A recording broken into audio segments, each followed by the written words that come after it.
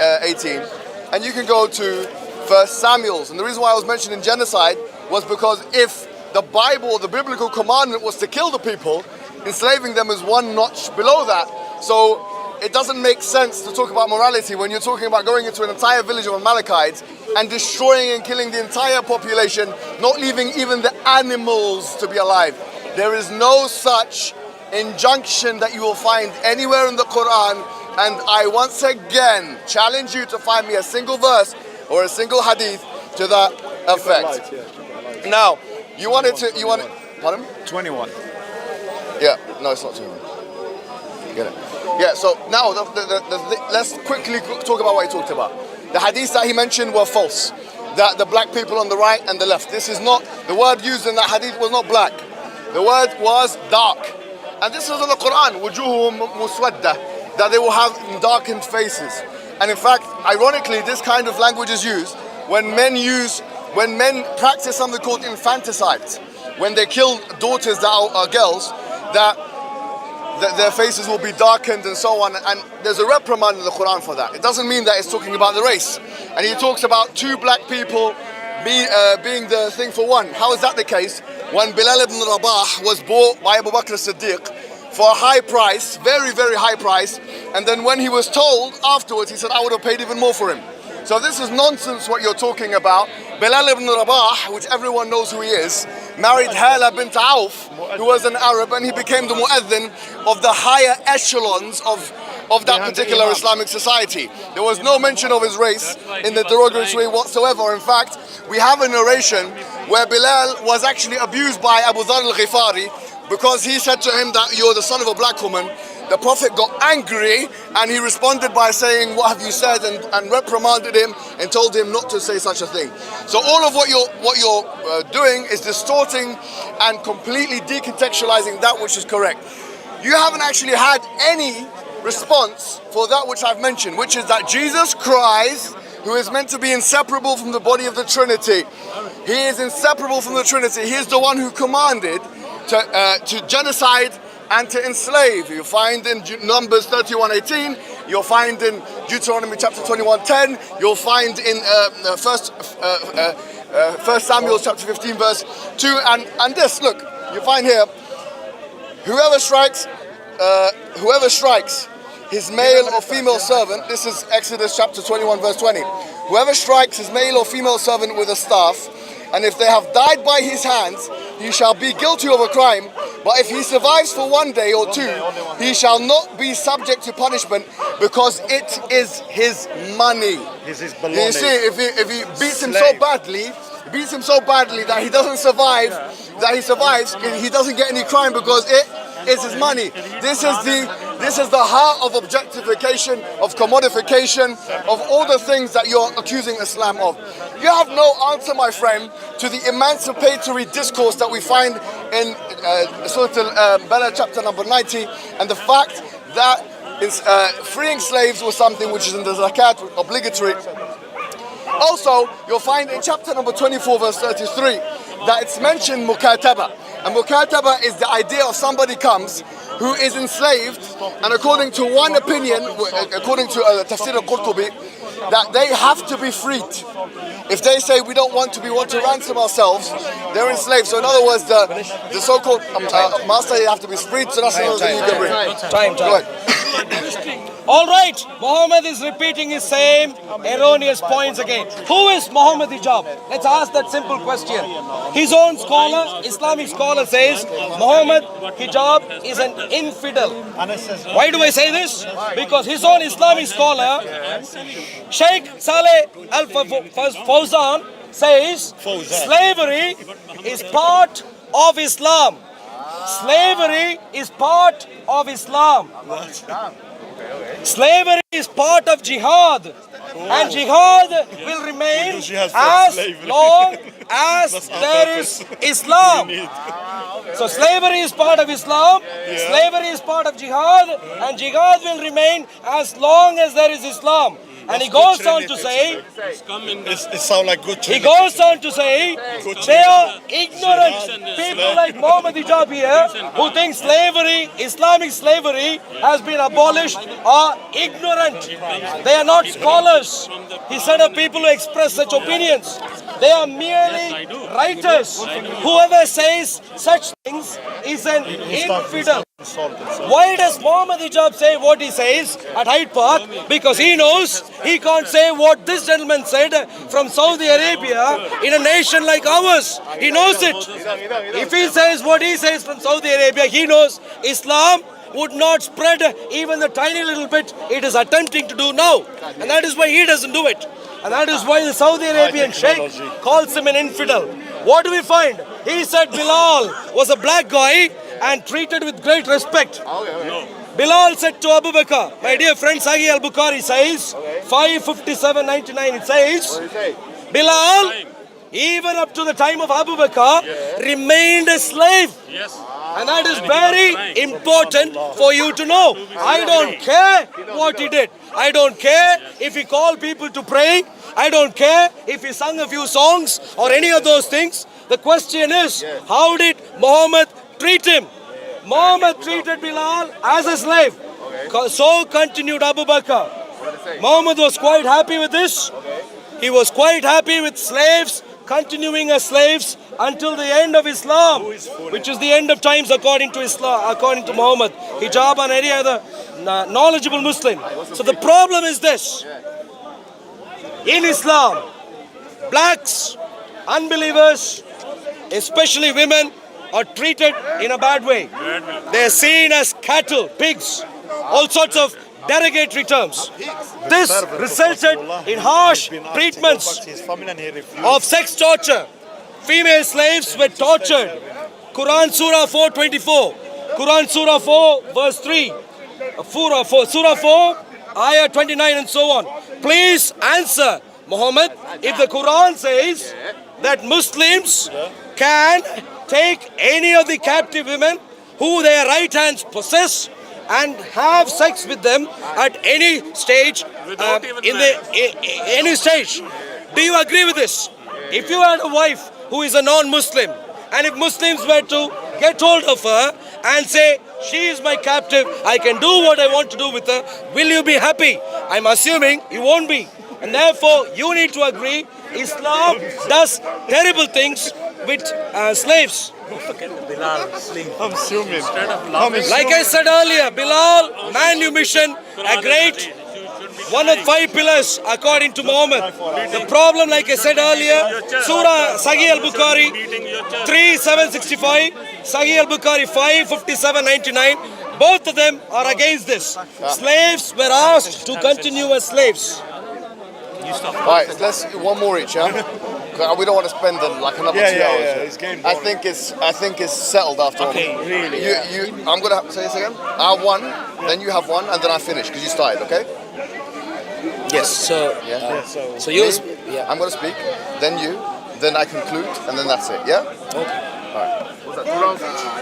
No, one more.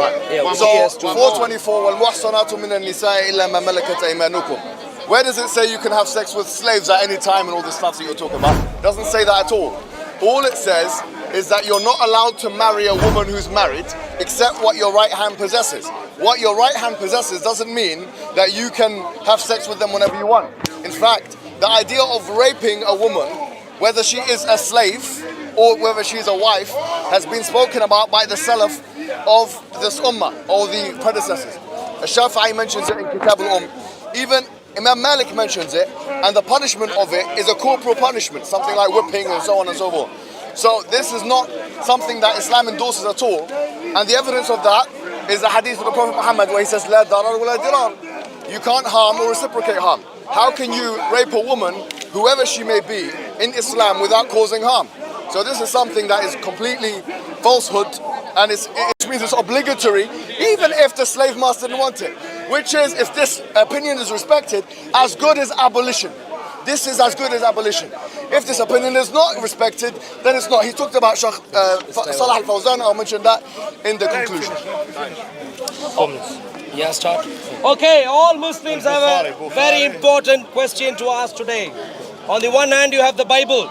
A claim is made that Islam and the Bible, New Testament and the Old Testament are Abrahamic in origin. But what we find are clear differences. In the Bible, we don't talk about racism. We don't talk about abolishing of slavery in the way that he wants them to be spoken of, because the Bible never had slavery like what Islam ever had. What you find in the Bible is the story of God empathizing with slaves, the nation of Israel, redeeming them and leading them on to freedom. This is the story asked. And on the back of that, God of the Bible says, Exodus 22:21, He says, not to mistreat a stranger or oppress him, because you yourselves were strangers in Egypt. So across the Bible, what you find is God of the Bible demanding fair treatment of everyone, regardless of race, regardless of ethnicity, language spoken and so on. And God is seen as God who is impartial in the Bible. And I asked Mohammed multiple times, can you show me a place where women were taken as sex captives? And he couldn't show that. All that he's talking about are a few places where there was political war and entire people groups were asked to be wiped out by God. Now God, my God, God of the Bible judges. If he has a problem with that, well, I can only say judgment is coming. And a few of these judgments came in the past, Amalekites and so on. Judgments came. In contrast, what do you find in Islam? In Islam, Islam clearly says that the black people are not worth as much as the Arabs. One Arab guy is worth two black guys. Black people are like raisin heads, unbelievers are like cattle and so on. And this resulted in very harsh treatments.